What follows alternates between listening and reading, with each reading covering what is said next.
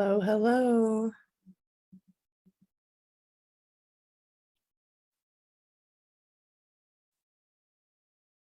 Welcome, welcome.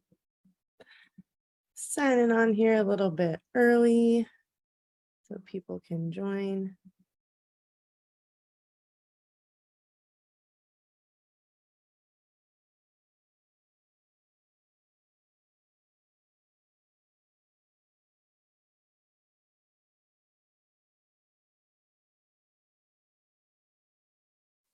Very, very excited about today's masterclass. So much to share. I really want to let some people pop on before we get started. I'm going to wait a couple minutes.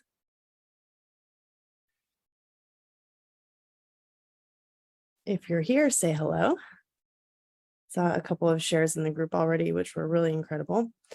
Very resonant with what people were saying about their experience and, you know, how they're like have this knowing, this internal knowing, this concept of like what I would call high level spiritual gifts. And I don't mean that in like a snobby way.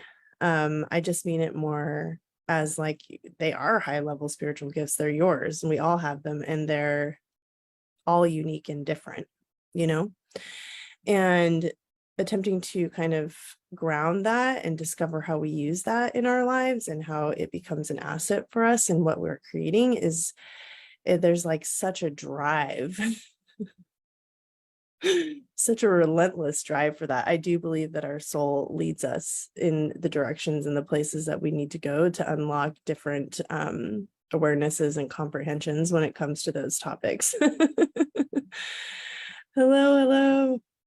Oh my gosh, I'm so excited about this masterclass. I have to tell you. I have like 5 billion thoughts that I want to share, and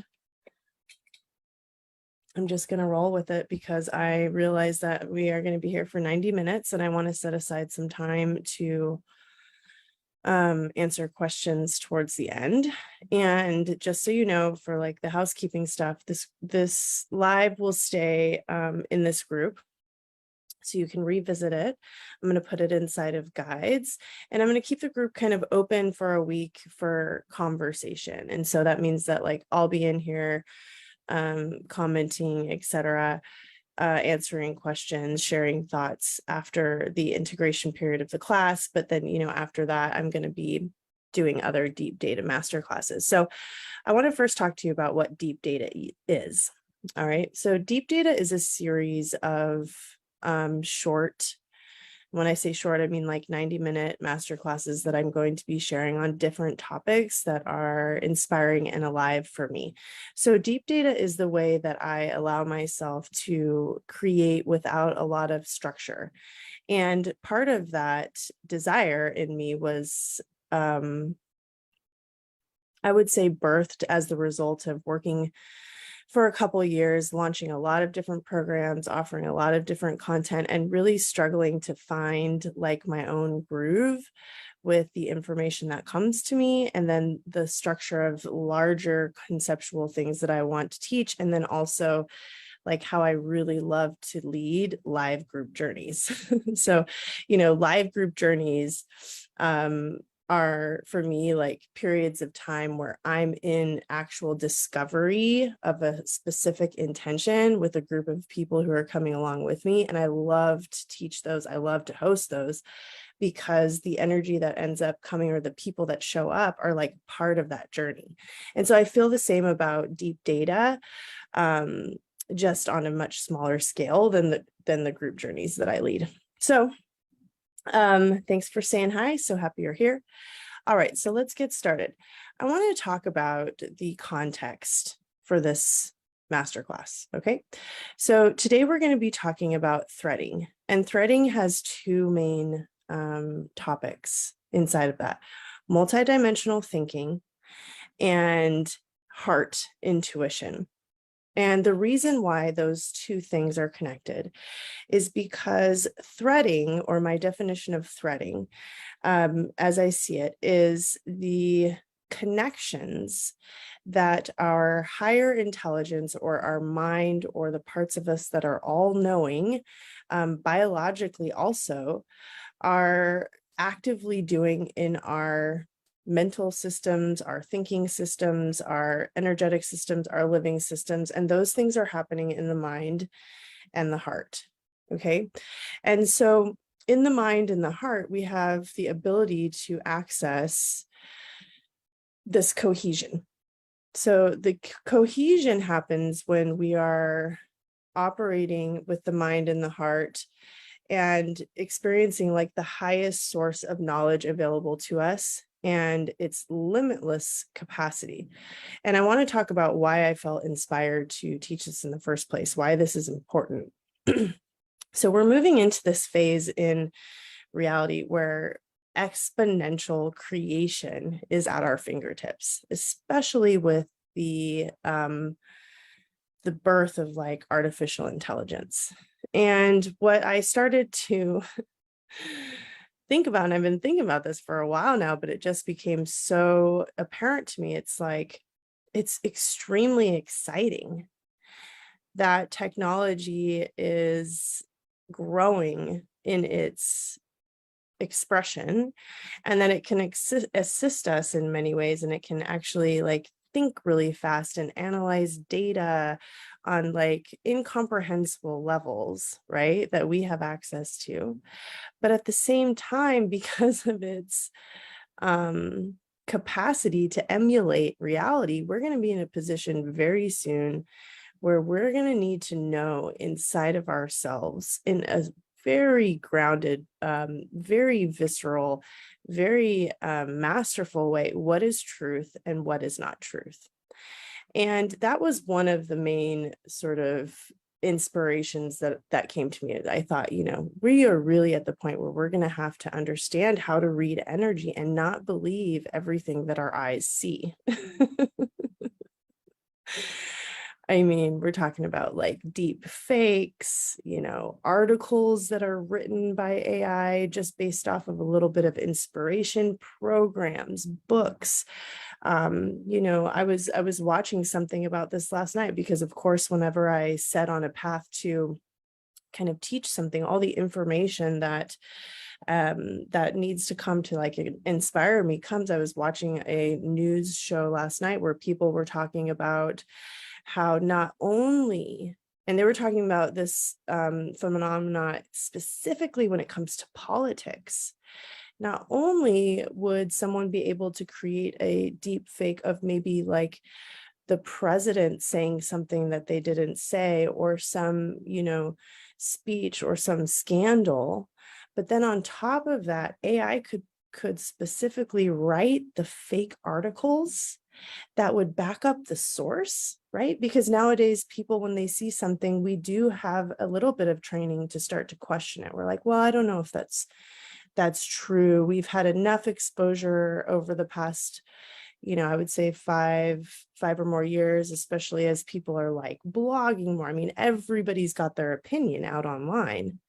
And so we do a little fact checking. We do go to Snopes. We check to see if the quote was actually written by the person that the quote mark is like meme on Instagram is next to, right?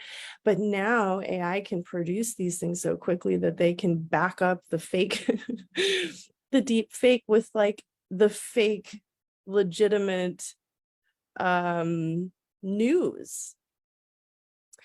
And when I read this, when I heard, or when I was listening to this, I just thought, yeah, I mean, there's just so many ways that we haven't even imagined yet what this can do. And in a lot of ways, it's very exciting, but in many ways, it's absolutely, I'm not going to use the word terrifying, clink, wink, wink, but it is a little terrifying. We're not going to choose that reality, right? But it's there.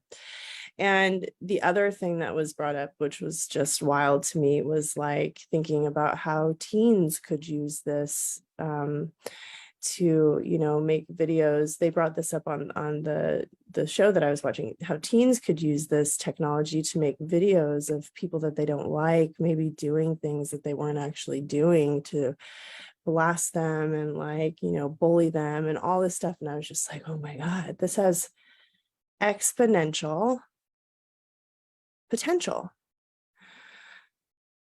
From a perspective of like me looking at that without defining it one way or the other, I just see it as the technology of limitless potential that is very equal to our own organic technology, our own human technology, our own soul technology potential. But we're moving into a phase where it's very important that we understand our own depth. And the people who get this and who invest in this and who invest in developing this skill are going to be not only in step with the evolution of our consciousness, right? But they're going to have a very powerful asset that I believe a lot of people who aren't on the, I would say, leading edge of stepping into this because they see it coming and they see the opportunity, like, they're going to learn the hard way a little bit. And you know, no judgment there, but that's just how I see it. So it's the data overload, it's the potential expansion, it's the overwhelm, it's you know, like, how do we develop these skills in the age of information and actually use them to our advantage, instead of, you know, allowing our sensitivity and our access to like high level spiritual information to completely bog down and overwhelm the system, because we have no access to like a sense of groundedness or an execution in us that allows us to utilize it. And so that is the context for this class. That is the context for this conversation. You know, I really wanted to get to a point where I was able to, you know, offer something that gave a starting point to developing these skills and exploring that inside of ourselves. So, you know, evolution happens when we're exposed to an internal environment that triggers the need to grow beyond, right, the condition that's pressing against our capacity. So we're exposed to this external environment that says, hey, there is a condition that we have, and the condition is the way that we've been existing. Not saying that we don't have access to more. It's just the patterns and the sequences and the ways that we have been living it out. And there is something that is pressing against that is asking us to expand, essentially. And what I'm identifying is that in and of itself is our being compelled to thrive, like on an inherent level as full spectrum beings. And when I said full spectrum beings, what I mean is, like, when we are fully on, when we activate all of our gifts, when we learn to think multidimensionally, when we learn to master our magic, when we learn to self-lead our thought systems, when we learn to self-lead our operating system, when we learn to create reality, like when we are mastering our own gifts on many levels, we are active as a full spectrum of light, right? Like the light in us is hitting all the frequencies, all of the colors, all of the vibrations, all of the tones. Like we are creating in dynamic ways, right? We are fully dynamic and activated. So when we are in that space, we are thriving, right? We are compelled to thrive internally. And this is very exciting. This is extremely exciting to me. And it's exciting to me because we're at a stage in our own evolution of consciousness where we understand that we can hack the code, right? So I was talking about this a little bit yesterday in my Future Human Academy membership, because I was saying, like, I'm at this place right now where I just feel like, man, every single person on this planet should be absolutely fucking thrilled that we have done enough research in like science of the mind, with understanding the way the brain works, with understanding the way that habits and behaviors and, you know, different forms of intention, healing, etc. Like the intersection of like science and spirituality is so fascinating and exciting right now. All of us know that we can hack the system. That's extremely exciting to me. But it's also extremely important, right? Because as that system becomes more malleable, meaning it loosens its grip on our enrollment in its truth, at the same pace, what I see is it expands its capacity to create on its own. Right. And so equally, we have to expand our capacity to create on our own. All right. What is threading? Threading is the seeker in you. And the seeker is like, so you have like the neurons in your brain, and there's neurites, which are like, you know, the threads that expand or seek out or search to make connections. All right. What I'm going to share with you, which is something you may or may not know, is the truth that they discovered in, I think I was doing some studying on this in preparation for this class in 1991, that the heart also has its own neurites, so its own form of neurons. Essentially, like we have brain cells in our brain and we have the equivalent of brain cells in our hearts.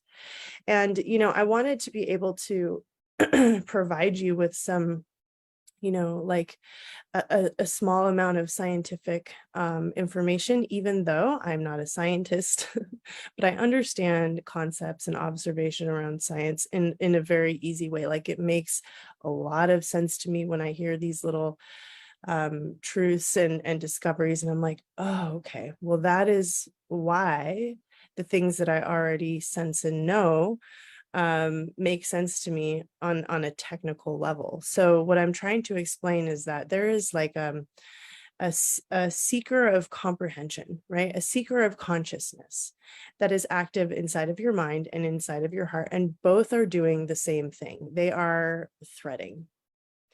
So based on where you are putting your focus through intention, these connections are seeking out, you know, these threads essentially in your mind and in your heart are seeking out to make the connections that are forming like the neural networks and the pathways that you have that create your reality.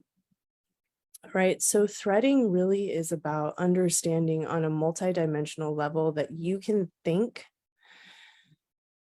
multidimensionally. And I'm going to explain a little bit more what that means. But that to me is like an evolution of consciousness. It creates a massive amount of space. When you develop the ability to think multidimensionally, what happens is that you are not deciding things as quickly as you used to. You're moving into a state of observation. And when you accept that you think primarily through your heart, because this is the studies that they were doing through heart math, through the different scientific, you know, connections that they were making, is that the information comes to you first and foremost through your heart. So regardless of whether your mind is analyzing data or like deducing the legitimacy of something that you were looking at, you had a first impression, or that mental analysis was delivered to you through your heart first. And this is very, very interesting to me. Okay. So I wanted to tell you a little bit about my story around multidimensional thinking and my heart. So you might be asking yourself, I know a lot of people here in this group are new to my group, and I'm so excited about that, because that was my biggest intention with this these deep data series was to really to get to connect with new people who were maybe interested in some of the smaller, or not the smaller, but like the little things that I share here and there, and wanted to be able to like dive into that and get a sense of what it is that I'm actually here to talk about and do. And so I want to take a minute to just like explain like who am I? Well, what is it that I do? I am just a normal human, just like you, who had an awakening. I would say a couple levels and layers of deep awakening many years ago. I'm 44 years old. I have a previous career of entrepreneurship in the food industry. So I spent 20 years as an executive chef and restaurant owner, online business owner, started a nonprofit, wrote books, opened a butcher shop. So I had like this sort of successful muggle, quote unquote, career. And there was a pain that woke me up, a discomfort that woke me up. I would say about 9 years ago. That was the result of deep, deep misery. So I was at this point in my life where I had achieved the career that I thought that I wanted. I was newly married. I had was very, very, very what's the word? Career focused. Very career focused, like super on it, always going, very fearless, took a lot of chances. The whole fake it till make it thing, Bay Area, living in San Francisco, hustling, right? And I had this moment where I had this realization, and I was so depressed, and I was in so much physical pain. I had chronic migraines. I had like shoulder pain. They'd been diagnosed with PTSD. They said I had depression. I had emotional like tantrums. I was feeling rage. I mean, I was a fucking mess. And I thought to myself, it was in that moment that I thought, wow, this is incredible. How is it possible that this is how I feel after spending 20 years following what I thought was my dream, right? How could I be so unaware of who I am? How could I have lost myself? I thought I was doing what I wanted to do? And that's when I had a realization that I needed to start thinking multidimensionally, because there were clearly dimensions of myself that I couldn't see. And it was not enough for me to focus on one goal that made sense on paper, that I thought I was really excited and passionate about, and check all the boxes, and try the marriage and the kids and all the things. That was not correct, because if it was, I wouldn't feel the way that I felt.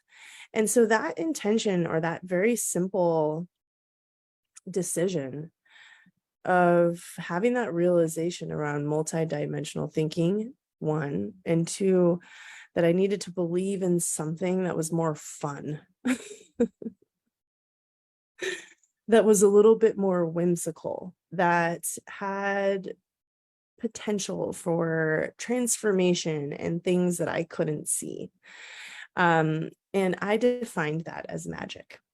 So those were the two things that I could see. I needed to be able to think multidimensionally, and I wanted to believe in magic, because magic was way more fun, and reminded me of like being a child and the truth of the things that I used to love, than the life that I was currently living at that time. Okay, so that's who I am, or where I started. Then I had a realization for a very long time that I had a very difficult time connecting to my heart. This is something that I have been working on, battling with, seeking, thinking about, intending for, I would say that entire 9 years as well. And the reason for that, and I wanted to talk about this because some of you may resonate, is that I have like a high level of what I would call mental brilliance. All right. And I think the mental brilliance is a symptom of what I would say high level spiritual information, because I did have like this spiritual awakening about, I would say, 8 months or so after I had that realization, maybe 8 months to a year after I decided to start to believe in magic and explore multidimensionality. I had a spiritual awakening in meditation where I had just tons of incomprehensible information come to me, where I had awarenesses unravel over the span of 3 days that I had no idea what to do with. I felt kind of like I was going crazy. I thought to myself, like, they're going to find me like drawing circles round and round in the corner. I'll explain more about that later, but I had this experience. And then as a result, like, the best I could do was think about it. And even though I would say afterwards, when I had maybe 6-7 years of my spiritual seeking journey as a result of this experience, where I did all the things, I did like the theta healing and practitioners, Reiki, read books, studied in mystery schools, studied Kabbalah. Like I did a lot of esoteric study. It was still like a lot of study, right? Like I'm a very good student. I'm a Virgo. I have stacks and stacks and stacks of binders and notes and observations. So I have this real scientist thing going on, and that is very helpful because it is a form of multidimensional thinking, I believe, but it also can be a bit of a curse. I, as a result, couldn't feel a lot in my heart. Okay. That is me. So what do I do? I've been teaching for the past 3 years in group programs, memberships, one-on-ones, etc., with the highest intent of creating the most effective structure or frame for people who are seeking, like, to find their magic or experience like spiritual cohesion, integration, power, empowerment in a way that is like free of dogma and doctrine and really kind of shortcuts or cuts through the crap. That's what I care about. I care a lot about functionality, mostly about mastering for the purpose of mastering reality creation. And what I really truly desire is to create a useful frame that can help people accelerate where they desire to go without getting lost in what I would call spiritual fantasy or religious structure. So I'm always looking at what I'm experiencing and thinking, like, what matters most? If I cut out everything that wasn't the truest functional true, what would I be left with? And what would allow the person who's experiencing this to have their own wisdom, to like not have to believe what I'm telling them to believe, but to look at it so that they could understand how it operates, so that they can then decide what they want to believe and how to apply it to their own lives. That's what I care the most about. That's how all of my content is inspired and created. Just to give you a little overview. So I've shared with you what I do, who I am, where I came from. I'm still on a path of, learning how to articulate and condense and refine and distill all of the things that I'm here to share, and really reaching a point right now where the phases of discovering what that are or is for me is done. And now I'm like crafting the frame with a lot of very potent delivery.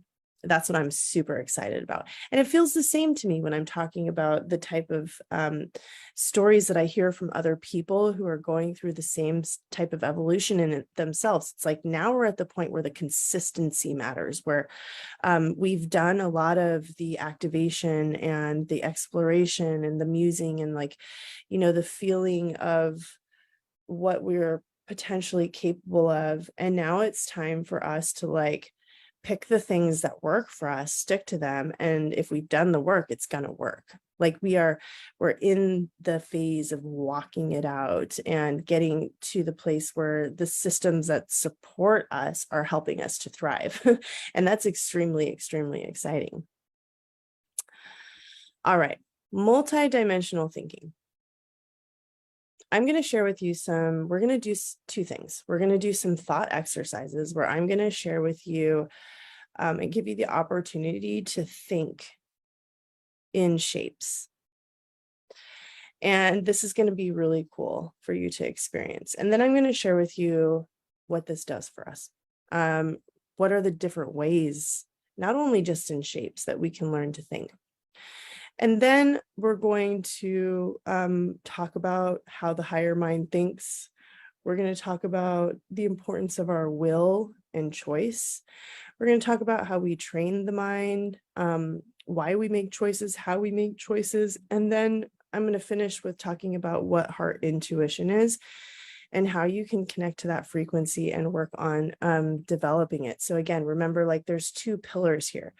The multidimensional thinking and the heart intuition really creates the cohesion between the higher mind, the limitless intelligence in you. And I'm just so happy to be sharing this now that I'm saying it out loud, so that like if you're at a point where you're ready for this, you don't have to go through the work of discovering it yourself, because man, that drove me crazy for a long time. All right. Sorry, I'm cracking myself up. All right. Let's talk about thinking in shapes. I'm going to explain to you 3 shapes. We're going to work with the triangle, the cube, and the sphere. These multidimensional thought exercises can be used for specific examples that I'm going to share, but I also want to invite you to, at any time while I'm talking throughout the remaining hour in this masterclass, to like close your eyes and attempt to observe the words that I'm saying in the form of these 3 shapes, the triangle, the cube, and the sphere. And I'm going to talk to you about like the math of these shapes when it comes to thought, or the functional truth of these shapes when it comes to thought. So the triangle has an inherent hierarchy. So there's a point at the top, right? There are places, edges, corners, planes inside of this pyramid or this triangle that always has something above it and something below it. A plane that has more mass and a plane that has less mass. And it can be inverted. It can be, you know, tip down. It can be tip up.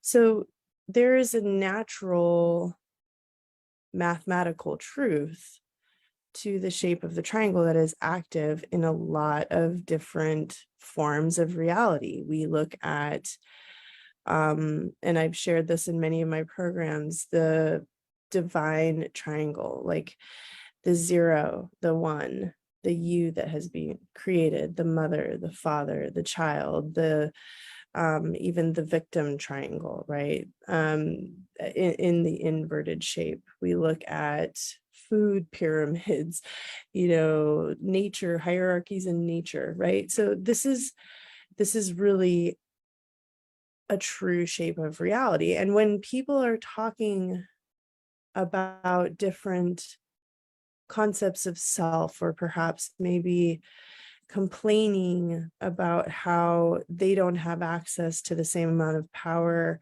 or they're lower down on the hierarchy and somebody else is higher up, somebody else has the advantage, the 1%, the 2%, the, deep state that is controlling. It is not so much that these are untrue or true, but it is a functional truth that in reality things operate this way, right? So the triangle is about hierarchy and responsibility. And responsibility, like a hierarchy of responsibility, actually means that each plane, point, person, level of experience within that hierarchy takes responsibility for itself, then you do have equality. So I am offering a concept around functional observation that has a truth and then an empowered truth. So yes, there is a hierarchy, but it's also about responsibility and the responsibility that you can take inside of that shape. Okay, now I want to talk about the cube. So the cube is about equality and self-leadership. It's about mastery. It's about a really stable sense of groundedness. It's about creation. It's about utilizing everything that you have access to.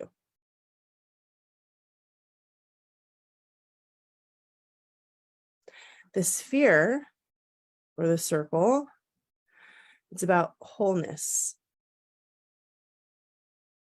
source, energy, soul,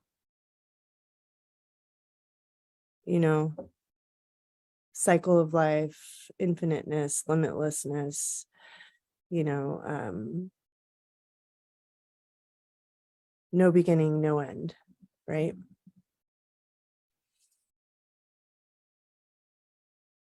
So I just want to talk about, I'm going to just do a short conversation about 3 of the different concepts that I teach. And I'm going to invite you to close your eyes, and while I'm talking, see how you can think about these concepts in shapes. And you'll have the opportunity to share which shape you see and how what I'm saying operates within that. One tip that I'll give you is multidimensional thinking is really about observation. It's about questioning, and it's about attempting to look at things on all sides, above, underneath. To me, it looks more like moving dynamic structures of information.